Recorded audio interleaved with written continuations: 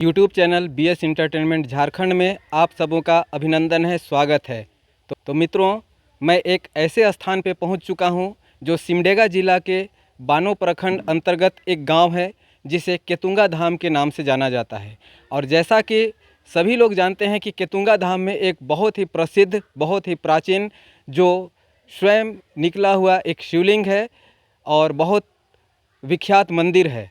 उस मंदिर तक अभी हम लोग जाने वाले हैं। मेरे पीछे आप लोग देख रहे हैं, ये प्रवेश द्वार है और इसी प्रवेश द्वार से अभी उस मंदिर तक पहुंचेंगे और वहां के लोगों से जानेंगे, वहां के बारे में जानेंगे, वहां की क्या विशेषता है।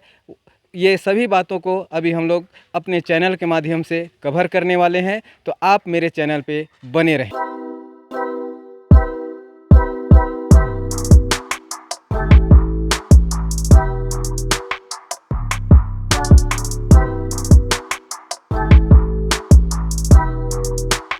मुख्य मंदिर बाबा भोलेनाथ के मुख्य मंदिर के गेट पर हूँ, दरवाजे पर हूँ और अभी हम लोग इस मंदिर की महिमा के बारे में जानेंगे। यहाँ के मुख्य पुजारी से बात करेंगे और यहाँ किस प्रकार का भव्य आयोजन शिवरात्रि में होता है ये भी जानेंगे। तब तक चलिए आपको मंदिर के अंदर ले चलते हैं। यह है मंदिर का मुख्य द्वार, जहाँ से भोले बाबा के मुख्य मंदिर में जाने का ये रास्ता है। आप देख सकते हैं इधर कीर्तन के लिए अलग स्थान बनाया गया है, यहाँ पर कीर्तन होता है और इधर सामने में मुख्य मंदिर है। आइए जानते हैं यहाँ के हमारे महंत पुजारी इस मंदिर के उपस्थित हैं, इनसे कुछ बात करेंगे, जानेंगे इस मंदिर की महिमा के बारे में। हर हर महादेव। और आप सबसे पहले अपना परिचय देते हुए हमें मंदिर की महिमा के बारे में, बाबा भोलेनाथ की महिमा के बारे में, यहाँ के बारे में हम और हमारे दर्शकों को जानकारी दें। ओम नमो नारायण। आपने पूछा है केतुंगा धाम के बारे में और यहाँ के शिवलिंग के बारे में। तो ये शिवलिंग का प्रादुर्भाव यहाँ पर केतुंगा धाम में त्रेता युग में हुआ है और उस समय राजा श्वेतकेतु यहाँ के राजा थे। उन्हीं के कार्यकाल में भगवान शंकर का प्रादुर्भाव अद्भुत ढंग से हुआ है। उनके कार्यकाल में एक किरात के घर में कपिला नाम की एक गाय रहती थी जो घर में दूध दिया नहीं करती थी। किरात दूध दुहने का हमेशा प्रयास करता, लेकिन अपना बछड़ा लेकर के गाय हमेशा भाग जाया करती थी और यहाँ पर आकर के टीले में लिपटे हुए भगवान शंकर में आकर के अनवरत दूध का धार अपने थन से गिराती थी और बछड़ा भी पीता रहता था। एक दिन वो किरात जो था उस गाय का पीछा करते हुए यहाँ पर आ पहुँचा, जहाँ पर भगवान शंकर टीले में लिपटे हुए थे और झाड़ी से घिरे हुए थे।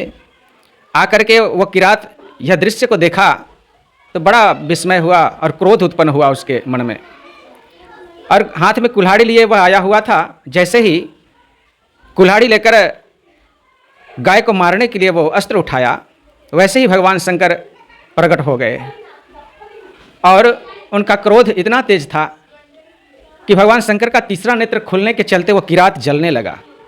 और फिर भी भगवान शंकर का क्रोध शांत नहीं हुआ और त्रिशूल लेकर उन्होंने किरात पर प्रहार कर दिया और वो किरात जाकर के देव नदी के बीच धार में जाकर के गिरा। वो पातकी शिला के नाम से आज भी प्रसिद्ध है। और श्वेतकेतु राजा के कानों तक यह बात गई।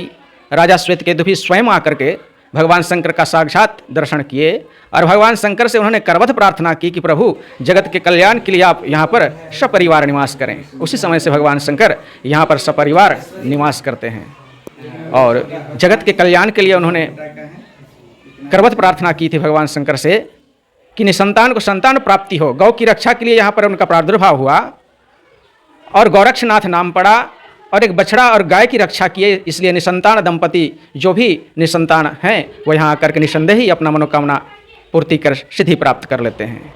यही यहाँ का महात्म्य है।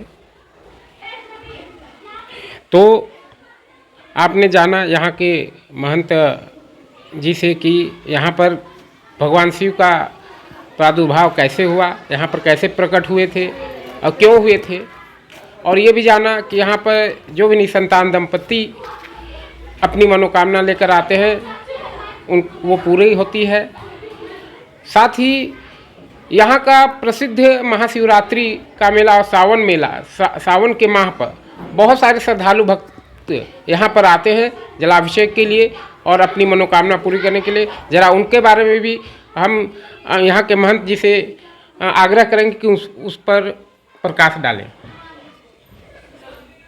सावन का मेला तो प्रसिद्ध ही है, लेकिन भगवान शंकर का